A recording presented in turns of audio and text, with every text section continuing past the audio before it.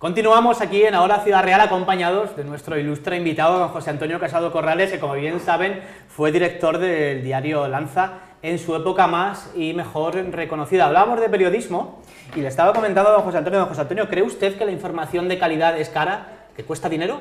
No, mira, yo he sido director de Lanza y he tenido una redacción medianamente bien pagada, con dinero que en parte se generaba, en una parte importante, se generaba por el propio Lanza, y en una parte que puede ser un 20% o podía ser un 20% era de subvenciones.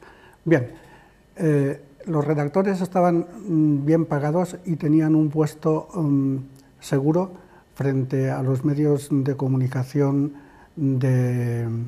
privados. Entonces, con esa remuneración, en parte pública, hacían un periodismo digno, y hacían un periodismo crítico, y hacían un periodismo de altura. ¿De calidad? De calidad. Ya te he dicho que me precio y me he preciado de decir que teníamos la masa encefálica más potente de la provincia dentro de la redacción. ¿Incluidos los corresponsales? Ahí ya la cosa es más difícil. ¿Pero había corresponsales buenos? Bueno, mira, yo cuando llegué a Lanza, el 90% de los corresponsales que había en los pueblos eran o habían sido de Falange, o muchos eran maestros, y también había algún cura. Eran raros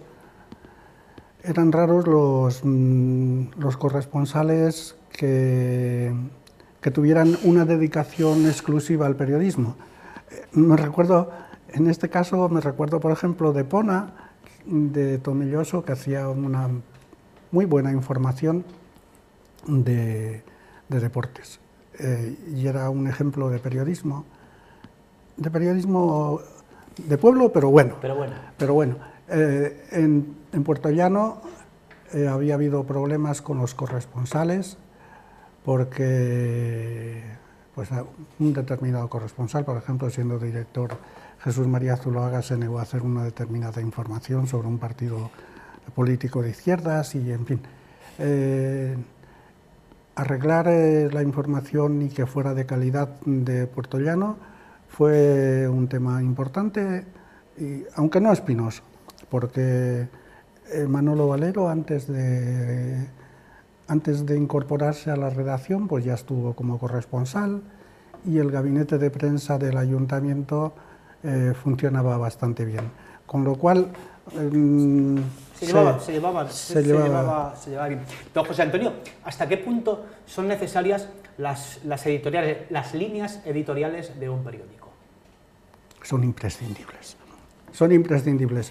Mira, yo tuve un problema, porque los puristas del derecho decían que un periódico público no podía tener editoriales. Y puede ser que sea así. No me voy a poner en plan tonto. Yo lo sorteé haciendo un editorial disfrazado que se titulaba, a ver cómo lo digo, Opinión firmada. No ha pasado tanto tiempo. Opinión firmada.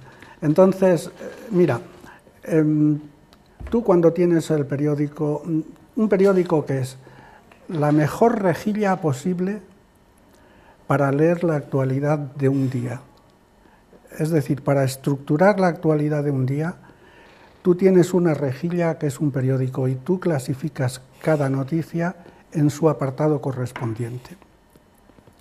Y de todas esas noticias que has clasificado en su apartado correspondiente, dándoles en cada página la importancia también que tienen con relación a las otras noticias que hay en la página, después tienes que hacer otra selección.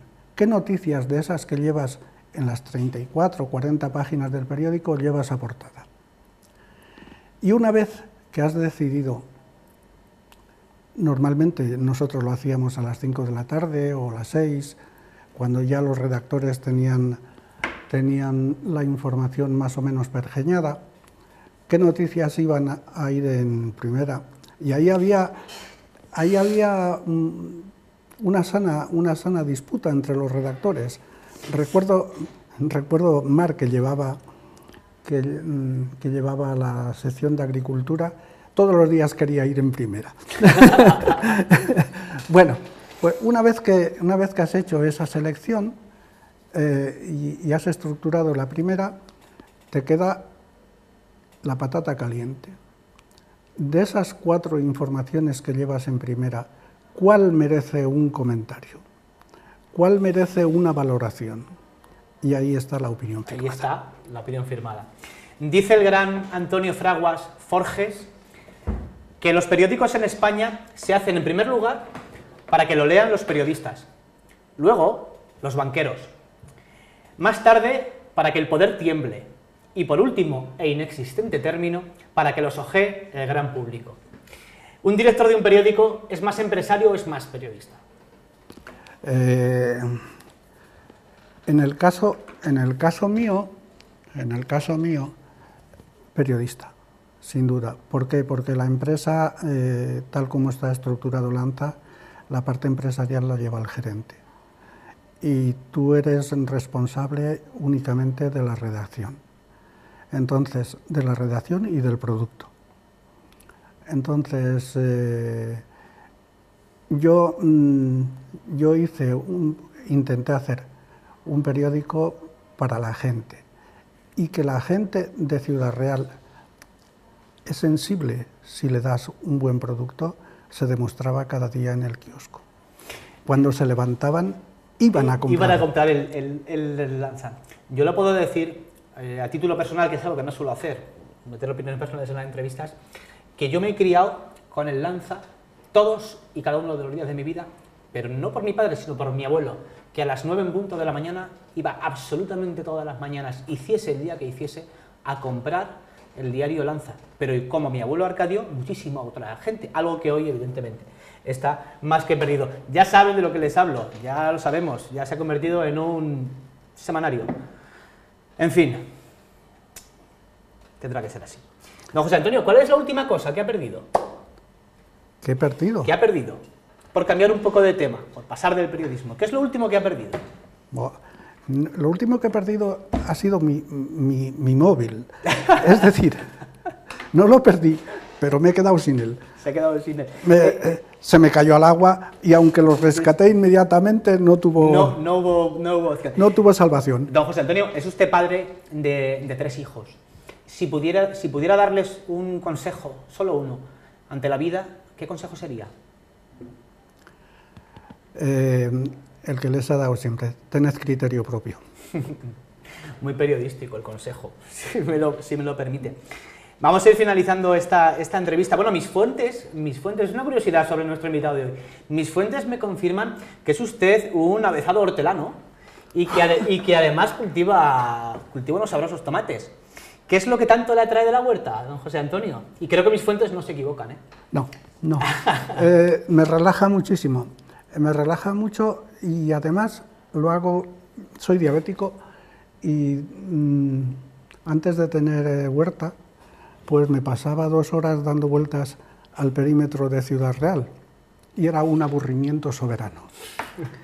Entonces, tener la huerta, aparte de experimentar y de volver a entrar en contacto con la naturaleza y ver cómo crece una planta y de poner un jardín y de cuidar unos árboles y de ver cómo tienes que sulfatarlos, que ahora no se dice nunca sulfatar, se dice fumigar. Adiós.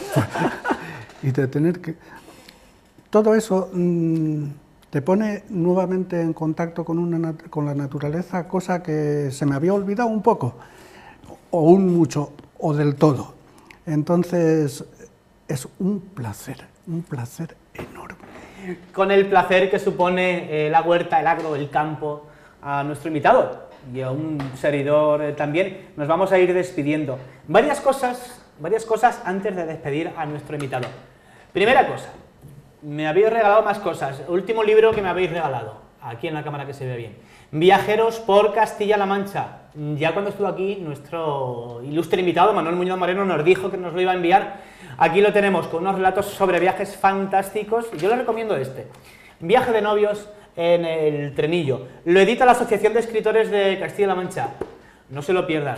Otra cosa más, tengo que felicitar, que darles la enhorabuena a Antonio y a Patricia, que se casaron. Antonio es primo mío, se casaron felizmente este sábado y me dieron una chapita que dice: yo estuve en la boda del año. Pues efectivamente, fue la boda del año. Y en otro orden de cosas, y para finalizar, antes de despedir a nuestro ilustre invitado de hoy, don José Antonio Casado, me despido de todos ustedes durante 2 meses. Nos vamos a la playa. Me voy a Cádiz. Voy a Cádiz un tiempo y espero que ustedes hagan lo mismo, que se vayan de vacaciones, que disfruten y que se relajen. Yo voy a volver en septiembre, se lo prometo, con nuevos invitados, con nuevas entrevistas y con muchas más sorpresas. Hasta aquí todo lo que les tenía que decir. Don José Antonio, muchísimas gracias por habernos, dígame, por habernos acompañado hoy. Cuénteme, ¿tiene algo más que decir? ¿Quiere aportar algo?